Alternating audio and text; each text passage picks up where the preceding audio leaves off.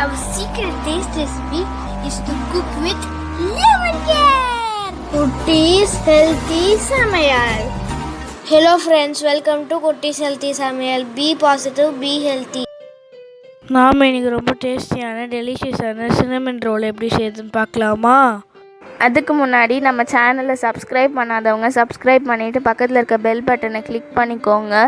All ஆப்ஷனை click பண்ணுங்கள். அப்போ தான் நாங்கள் போடுற எல்லா வீடியோஸோட நோட்டிஃபிகேஷன்ஸ் உங்களுக்கு வரும்.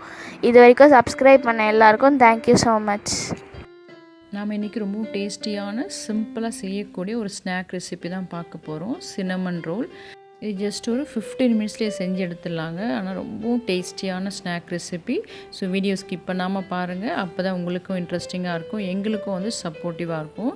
இது செய்யறதுக்காக முதல்ல நம்ம ஸ்டஃபிங் ரெடி பண்ணிடலாம். இதுக்காக நான் ஒரு 1/2 ஸ்பூன் அளவுக்கு சின்னமன் பவுடர், பட்டை பவுடர் எடுத்துக்கிறேன்.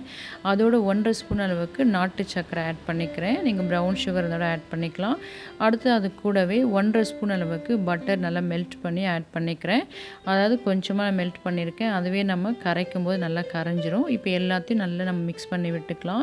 இதுதான் நமக்கு தேவையான ஸ்டஃபிங். நான் இது எடுத்துருக்கிறது பார்த்திங்கன்னா ஒரு 6 பிரெட் ஸ்லைசஸ்க்காக எடுத்துருக்கேன். நீங்கள் இன்னும் நிறைய எடுக்கணும், அதுக்கேற்ற மாதிரி டபுளாக செஞ்சுக்கோங்க. அடுத்தது நாம் டிப்பிங்காக என்ன ரெடி பண்ணுறது பார்த்துக்கலாம். இதுக்காக ஒரு 1/4 ஸ்பூன் அளவுக்கு வெனிலா எசன்ஸ் ஆட் பண்ணிக்கிறேன். அது கூடவே 1/4 கப் அளவுக்கு காய்ச்சி ஆற வச்ச பால் ஆட் பண்ணிக்கிறேன். நம்ம பால் தான் டிப் பண்ணி எடுக்க போகிறோம், அதுக்காக தான்.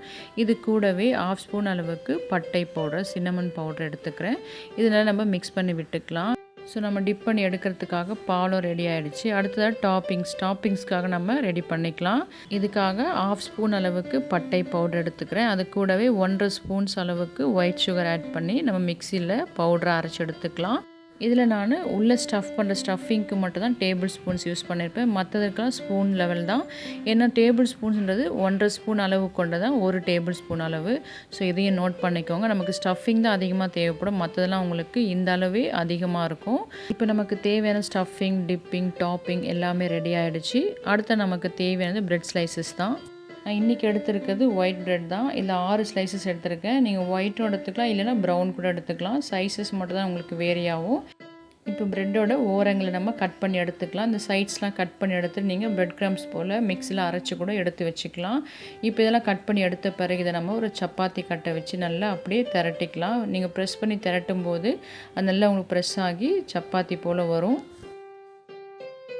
தின்னா இது போல் திரட்டின பிறகு நம்ம ஸ்டஃபிங்க்கு ரெடி பண்ணி வச்சதை அப்படியே ஜாம் போல் அப்ளை பண்ணிக்கலாம். ப்ரெட் ஃபுல்லாக நீங்கள் அப்ளை பண்ண பிறகு இதை ரோல் பண்ணிவிட்டு அதோட ஓரங்களை தண்ணி தொட்டு நீங்கள் அப்படியே ஒட்டி விட்டுக்கலாம். அவ்வளோதான், நம்மளோட ரோல் ரெடி ஆகிடுச்சு. இதே போல் எல்லாத்தையும் நம்ம செஞ்சு ஒரு பிளேட்டில் வச்சுக்கலாம். சின்னமன் ரோல் ட்ரெடிஷ்னலாக பண்ணும்போது மைதா மாவு யூஸ் பண்ணி நம்ம எப்படி சப்பாத்தி மாவுக்கு பிசையுமோ அது போல் பிசைஞ்சு அதுக்கப்புறம் சப்பாத்திகளை செஞ்சு இது போல் நம்ம ரோல் பண்ணி எடுப்போம். இது பார்த்திங்கன்னா சிம்பிளாக நம்ம செஞ்சு எடுக்கிறது. ஈவினிங் டைமில் சட்டுன்னு ரெடி பண்ணுறதுக்காக தான் நம்ம பிரெட் ஸ்லைசஸ் யூஸ் பண்ணுறோம். இதில் நீங்கள் ப்ரௌனும் யூஸ் பண்ணிக்கலாம், ஒயிட் ப்ரெட்டும் யூஸ் பண்ணிக்கலாம். இதே போல் நம்ம எல்லா ரோல்ஸும் செஞ்சு எடுத்துக்கலாம். இது சின்னதாக இருக்குது நீங்கள் ஃபீல் பண்ணிங்கன்னா 2 பிரெட் ஸ்லைசஸ் ஒன்றா வச்சு நீங்கள் திரட்டிக்கலாம். இது போல் 2 பிரெட் ஸ்லைசஸ் எடுத்துகிட்டு அதோட கார்னர்ஸை ஒன்று மேலே ஒன்று வச்சு தண்ணி வச்சு அப்ளை பண்ணிவிட்டு திரட்டினிங்கன்னா அப்படியே ஒட்டிக்கும். உங்களுக்கு நீளமாக கிடைக்கும். இந்த ரோல் சைஸ் வந்து பார்த்திங்கன்னா பெருசாக இருக்கும். ஸோ இப்படி கூட நீங்கள் செஞ்சு எடுத்துக்கலாம். ஒரு பிரெட் ஸ்லைஸ் யூஸ் பண்ணும்போது ரோல் சின்னதாக இருக்கும். அப்படி இல்லைனா சில பேக்கரியில் பெரிய பெரிய பிரெட் ஸ்லைசஸ் கிடைக்கும், அது கூட நீங்கள் வாங்கி ரோல் பண்ணிக்கலாம். இப்போ நம்ம இதை ஸ்டஃபிங் ரெடி பண்ணி அவ்வளோதான் ரோல் பண்ணிக்கலாம். இதையும் அதே போல் ரோல் பண்ணி நம்ம தண்ணி அப்ளை பண்ணி ஒட்டி விட்டுக்கலாம். இது போல் நம்ம எல்லா ரோல்ஸுமே ரெடி பண்ணிக்கலாம். அவ்வளோ ரெடி பண்ணியாச்சு. அதாவது 3 பெரிய ரோலும் 3 சின்ன ரோலும் நான் ரெடி பண்ணியிருக்கேன். 3 பெரிய ரோலில் 2 ஸ்லைசஸ் ப்ரெட்டு வச்சு ரெடி பண்ணது.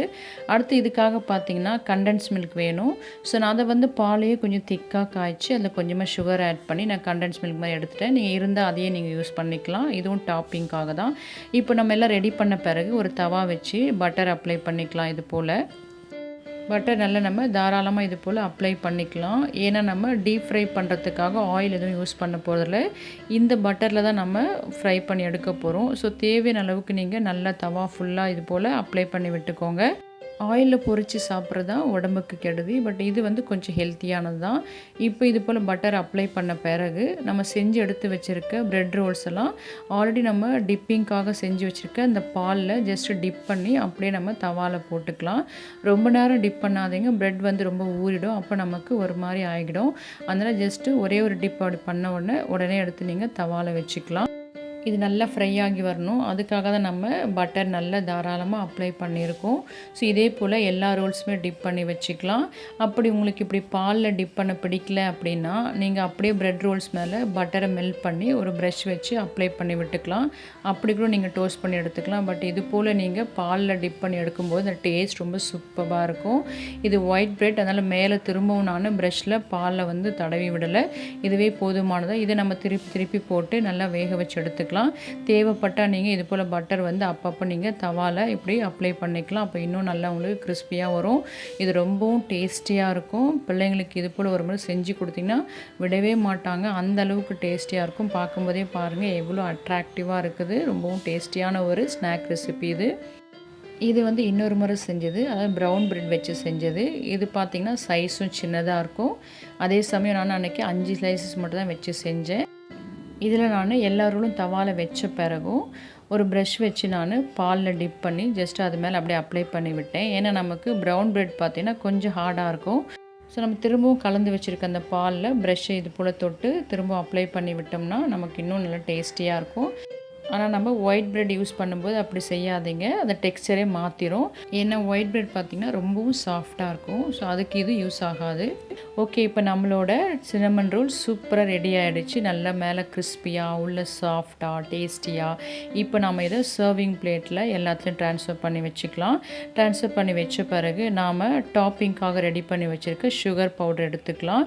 ஒரு ஸ்ட்ரெயினை யூஸ் பண்ணி நம்ம டாப்பிங் ரெடி பண்ணிக்கலாம். அதில் அப்படியே சுகர் பவுடர் அப்ளை பண்ணி ஜஸ்ட் இப்படி தட்டி விட்டோம்னா நம்ம டாப்பிங் ரெடி ஆகிடுச்சு. இது நீங்கள் நிறைய கூட அப்ளை பண்ணிக்கலாம். நாங்கள் இன்றைக்கி லைட்டாக தான் அப்ளை பண்ணோம். அது மேலேயே நம்ம ரெடி பண்ணி வச்சுருக்கிற மில்க் அப்ளை பண்ணிக்கலாம்.